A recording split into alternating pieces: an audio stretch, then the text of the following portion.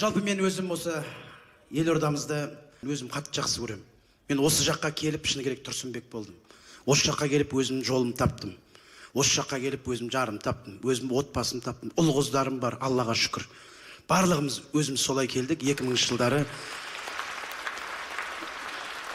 Мен жасыратын ештеңесі жоқ. Арман қала ғой. Шынымен де армандар орындалатын қала. Кезінде енді қой бағып жүрген кезінде енді есіме түссе, прямо плакать охота. 20 жыл бұрын мен шыны керек қалай енді былай түсіме де кірген жоқ қой енді. Қой бағып жүрген адам 20 жылдан кейін еше ақыл айтып тұрады деп еше жаңа. Расымен қатты жақсы көремін осы қаламызды. Бүгінде мына осы жерге келіп, осы қалаға келіп, мына сіздерге рахмет, уақыт бөліп келіп отырғандарыңызға, мына ел азаматтарына рахмет келіп отырғандарыңызға. Әрқашан осы менің осы алғашқы концертімнен бастап қалдырмай, бүкіл театрымыздың концертіне келіп жүрдім. Жерде Бекболат ағамыз отыр. Рахмет Бекболат аға. Сізге көп-көп рахмет. Аман болыңыз. Уақытыңыз көп емес қой, бірақ сол уақыт тауып келіп отырғаныңызға. Бүгінгі кеште мен осы бүгінгі таңдағы Нұрсұлтан қаласының әдемі қаламызды одан ары қарай әдемі қылып жатқан біздің Алтай мырзаны көріп отырмын. Бүгінгі қаламыздың әкімі Алтай мырза, сізге көп-көп рахмет. Аман болыңыз. Жалпы бұл қаламызды біз бәріміз жақсы көреміз. Осы қалада бір нәрсе біз бәріміз, кім осы қалада тұрады, біз осы қаланың патриоттарымыз, шын жүрегімізбен жақсы көреміз. Осы қалада бірдеңе болып қалса, ана сырттан ағайын туыстар біреулер келіп қалады ғой. Сол кезде анау не бірдеңе ме десе, шаң жолатқымыз келмейді. Өзіміз соншалықты махаббатпен жақсы көретінімізді, бұл қала көз алдымызда өсіп келе жатқаннан кейін, барлығымыз жақсы көретініміз. Жоқ, ол ондай емес, ол скоро бітет ол деп бәрін нағып отырмыз. Бітейін деп жатыр, скоро бітіп қалатын сияқты деп бәріміз қай жерін болса да жақсы көріп тұрамыз ғой. Даже Қосшы жақта тұратындардың өздері жақсы көріп тұрады бар ғой. Ой, зато газ біздің жақтан кіреді деп неше түрлі шынымен де мақтанып айтып отырады бар ғой. Біз еще бәріміз архитектормыз ғой шетімізден жаңағы. Бір туыстар келіп қалып қаланың шетінде тұрады. Мынау не кілең жаман үйлер деп жатса, бұның бәрі ертең сносқа кетеді деп спокойно айтамыз еще. Бәріміз архитектормыз шетімізден бар ғой. Өйткені қатты жақсы көреміз. Мейлі центрда тұрайық, мейлі правый берікте тұрайық, левый берікте тұрайық, қатты жақсы көреміз. Бірақ соңғы кезде қаланың кішкене бір сиқын бұзып тұрған бір екі құрылыс бар. Пойыздан түссе де, аэропорттан түссе де, қалаға жеткенше соны әңгіме қылып келеді. ЛРТ. Абу Даби Плаза. Сол екеуін бар ғой, кәдімгі бар ғой, ақталуымен шаршадық бар ғой. Бүкіл туыстар келген сайын мұны әлі тұрма дейді. Жоқ, салынып жатыр ол просто. Осы жерге келіп тоқтап қалған жоқ, ан жағын салып жатыр деп көрмейтін жағын айтып жүреміз ғой жаңа. Сол жақты бастап жатыр олар. Енді келетін шығар скоро мына жаққа деп. Еще кәдімгі ана рахаттанып келеді ғой басқа облыстан келгендер. Әлі істеп жатыр. Мен не болды? Ақшасын жақпайды дейді ғой, жараспа деп. Жоқ, ондай емес деп дымымыз қалмай кәдімгі. Еще кәдімгі ана жақтан көзге көрініп тұрады ғой, серый болып кәдімгі. Как раз бүгін мені Алтай мырза салды отыр, мен идеям бар, просто бар ғой.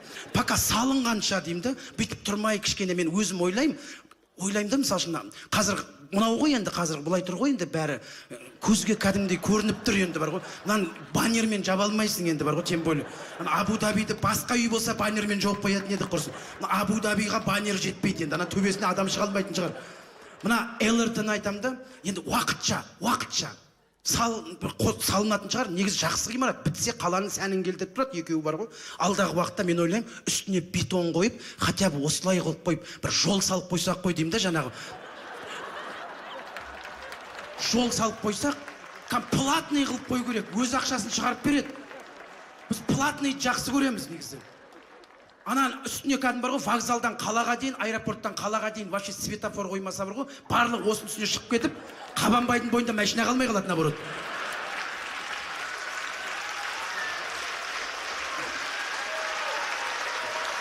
Или велосипед тебетін бір какой-то жол жасап қоямыз ба? Әйтеу кетірғандар, мә, жол күшті екен, не айтсы, я деп ЛРТ-ны ұмытып кетеді уже бар ғой, күшті істеп қойғансыздар. Немесе деймін да, серый болып тұрғанша мынандай етіп бояп, бір парк істеп қояйықшы хотя бы.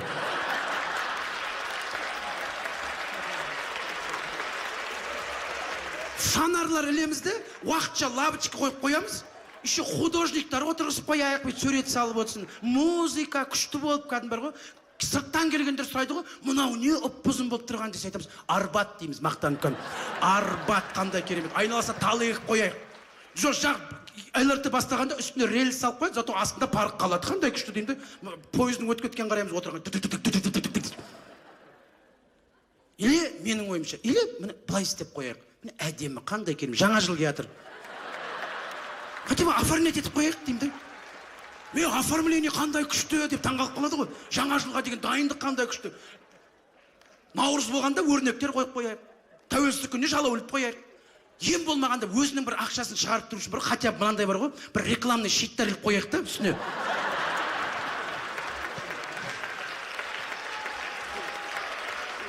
Әйтеуір кішігірім әйтеуір жай тұрмайды ғой әйтеуір. Ешкімнің көзіне түспейді, деп реклама қарап қайтқандар астын ұмытып кетеді, не болып жатырғанын жаңа. Негізі идея вообще қазір ғой бүкіл әлемді шулататын бұндай бірде-бір мемлекетте болған емес. Қазір қараңыздар, тау жоқ жердегі жалғыз ғимарат осы болады. Канатный дорога істеп қояйық. Канатный дорога. Бір тросты былай, бір тросты керісінше тарттың. Мына жағынан моторшық қойып қоясың, бітті өзінен өзі айнала береді бар ғой. Рахат, таксидің керегі жоқ, самолеттен түстің бе, пойыздан түстің бе, қалаға дейін любой жеріңе жетіп аласың. Еще Алматыдағы жаңағы канатный дорога тоқтап қалмаса екен деп отырасың ғой. Мынау тоқтап қалса да қорықпайсың, рахат есіктің ашасында секіріп түсесің де. Ар жағында такси ұстап кете бересің бар ғой.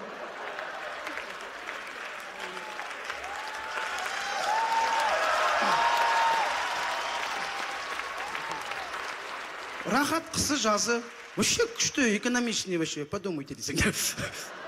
Или біздің қазақтың рухын ойнатып жүруге болады, осы жерде бар ғой. Қазақтың жері кең байтақ, қаншама батырлар бар. Міне былай қылып қойсам бар ғой, любой турист таң қалады.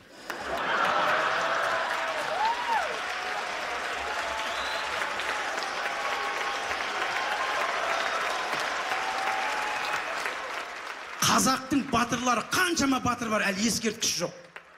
Осылай істеп қойсам бар ғой, таң қалады. Өзің ойлашы, аэропорттан вокзалға дейін деймін да, мысалы. Қаншама батыр. Еще немесе, мына бір-бір бағананы, бір-бір столбыны, бір-бір ұруға беріп қою керек. Аналар соны алтынмен аптап, күміспен көптеп, үстіне батырын қойып, бір-бірмен жарысып кетеді бар ғой.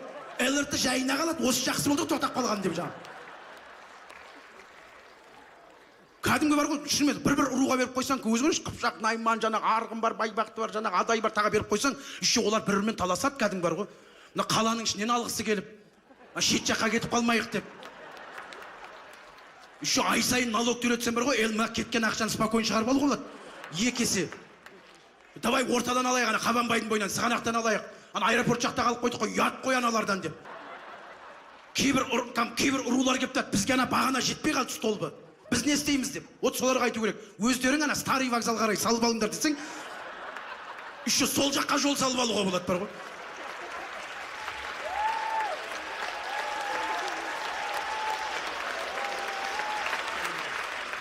Бәрбірде Қазақстанда әр ұру, әр жерде бас қосып бір жиналып атады. Мынау күшті ғой, бәрі бүкіл қаладан, облыстан пойызға мініп кетіп атады. Қайда кетіп барасың? Астанада қазір біздің атамыздың басында Құран оқытып, ас беріп жатыр едік қой деп жаңа. Бәрі бір тудың астында бір қалада жиналады, қандай күшті деймін да, бір идея ғой жай енді. Не нағыз болмаса деймін да, мынандай серый болып тұрғанша, хотя бы баяғы бір Советский Союз кезіндегі сияқты, мынандай етіп қояқшы, бір хотя бы астын көк, үстін ақпен краскілеп қояқты. Әйтеуір қалаға кішігірім болса да бір енді бір сән беріп тұрсын енді. Жалпы осы ғимарат енді. Алдағы уақытта барлық жақсы болатын шығар.